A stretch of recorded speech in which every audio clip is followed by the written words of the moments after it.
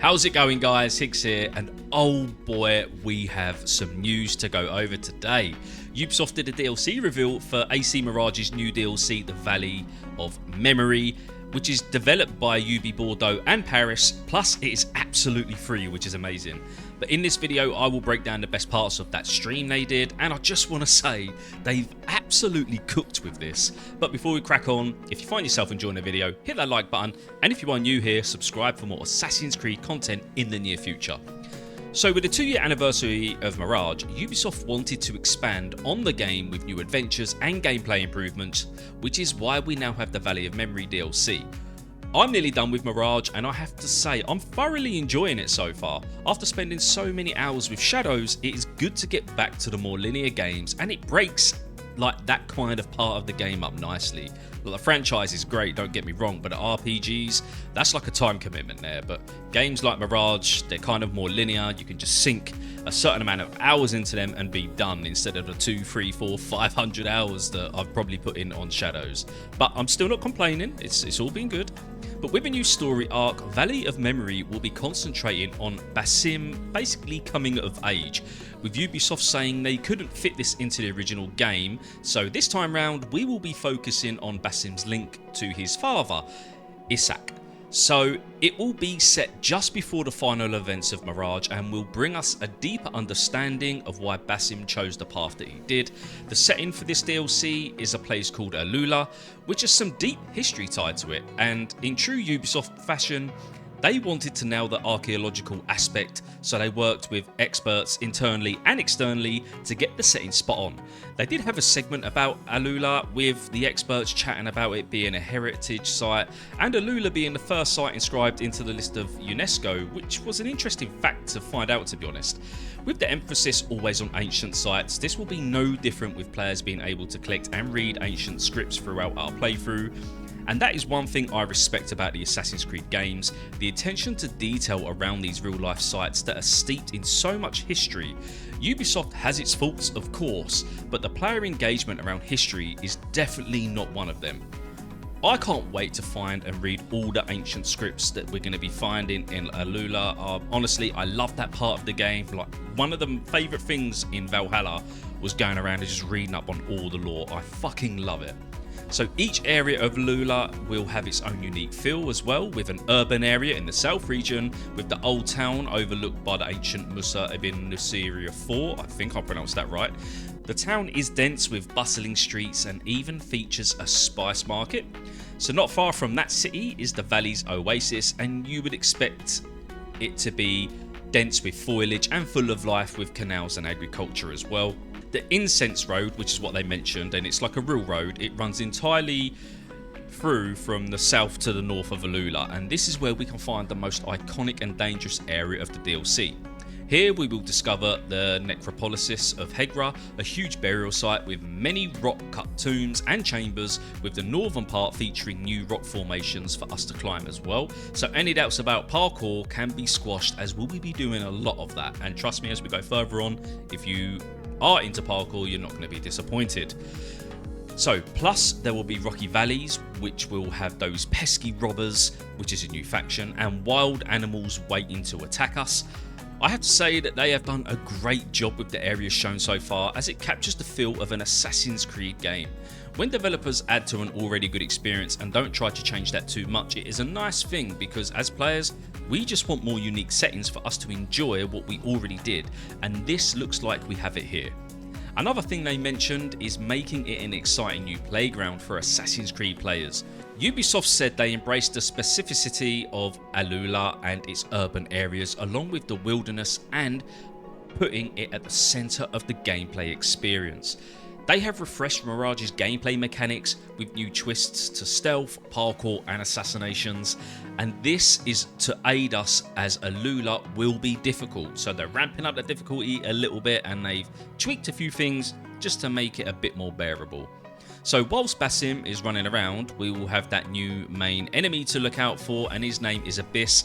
All they kind of said that he will be fearless, that was literally it, and they showed us this little bit of concept art for him. But other than that, he's probably just going to be the normal evil kind of bad guy that we get in most Assassin's Creed games. There will also be new contracts, missions and parkour challenges, and we can even turn musician by playing the oud. So that's cool. And after playing, well, not after playing, but from the back of playing Ghost of Yotei, hey, playing that little instrument, that's a nice chilled out thing to do. So hopefully might get some little perks by playing it as well, who knows. The DLC will bring more than 6 hours of gameplay, which for a free update is really good. Not too long, but also not too short. And if most of that 6 hours is new story beats, I think a lot of fans will be happy with that. You can't complain anyway because it's free. So one of the best additions though is the massive free update to the whole game. So yeah, that's exactly what you heard. They are updating everything, which is great. So Baghdad getting a huge update along with the DLC is quite substantial. We will be able to replay the main missions, which will bring new rewards alongside improved parkour mechanics that will include new moves like free jump plus new tool upgrades. One of the new features I'm most looking forward to is this new visual filter that paid tribute to the previous games like Origins or Odyssey. I love the way Origins looked, and it's my favourite game so far that I've played, and to be able to have that in Mirage is a cool feature, and a feature that I wish more games would do. So I'm going to be having that Mirage filter on and just playing. I can't wait to put that on. The game's new area, which is split into two parts, the north and the south, will also be very different, with the north being called the Land of the Dead, and it will be occupied by all of the ancient ruins, and the south is the bustling, vibrant, populated city with that oasis. This will offer two very different gameplay experiences, and will mix it up for the player.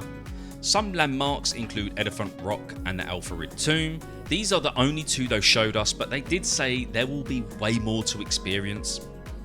Leading on from that, they talk about the new gameplay mechanics being added, like Basim's new skills and tools. There will be 3 levels of upgrades, which will include different choices. We have the Trickster skill tree here, which they showed off, and we got a new skill, which is Engineer 2. This will allow us to expand on the throwing knife and the blow dart. Putting enemies to sleep and blinding them with the smoke will be a fun addition to the game, but there's going to be plenty of more, and Ubisoft obviously wants to keep them under wraps, so we get to experience it for the first time when we come to play in November. The parkour upgrade looks really nice as well. We've got manual jump, meaning we can jump whenever, wherever, and I really like that change. With a new area being more rock formed in the north, this will add much needed fluidity, so that's really cool, just giving the player more choice. There will also be a new version of eject called free eject. This means you can eject in the same way, but you don't need a hanging point, meaning no more restrictions. There will also be controller presets, so you can play with the new style or the original. Plus there was a load of other options in there. Again, a nice little quality of life change. There would be the new faction, which I talked about, called the Robbers in the DLC, and they are here because of the traders' wealth. They will be more dirty in their antics and a bit more sneaky, and I had to say, after the Claws of Awaji DLC, that sounds pretty good to me. I thought the Claws of Awaji was a great DLC, and where they varied the enemies' kind of mechanics up, I really enjoyed that as well. Black box missions are back, but one of them has a little twist, so all lips are sealed on that one. We didn't get no more details than that. And then we got a thing called anima sequences. So once you complete a black box for the first time, or a contract, you make them replayable, but they are also bringing challenges like do not use eagle vision, or do not be detected, and do not kill anyone but your main target. I like this. Challenges offer a different way for us to play. Plus, there will be a reward of new weapons and an outfit, which offers that much needed thing, an incentive to play. That is the key ingredient for a player. If you have got an incentive to do something, you're going to do it. And it looks like Ubisoft have done that here. Along with all this is the new Animus mods, which allow us to bend the rules a little bit. This sounds really interesting as well. I kind of wish they went into more detail, but I can understand why they didn't. And this all comes with 2 new difficulties in medium plus and very hard, which I like. It gives the player more of an option. They're also bringing like an a la carte difficulty option, which they said, which allows you to tweak settings in like combat and stealth. And again, that will bring so much flexibility and quality of life. I really like that change, but I can't wait to play it and see what it kind of feels like. And along with contracts and other returning features, there will be folk tales, which tell us like a bit more about the local culture, and the new faction bring an activity called Stolen Goods, which, if I'm gonna guess, that will be Basim collecting stolen goods from them and returning them to their owners. They showed a bit of gameplay here at the end, then you had some content creators chatting, but that was pretty much it what they went over. And I have to say, like, I am really impressed. They've done a really stellar job on this. They've included a lot, and for free. Please, I don't want to see no one moaning about this. This update is seeming like it's going to be a really top tier update. I am hyped. I hope you're hyped. Please let me know what you think down in the comments below, guys. What are you most looking forward to about the DLC and the update that's coming to Mirage? But that is the end of the video. And as always, if you have enjoyed the video, please hit that like button. And if you are new here and you haven't already, hit that subscribe button for more Assassin's Creed content in the near future. But as always, take care, and I'll see you in the next video.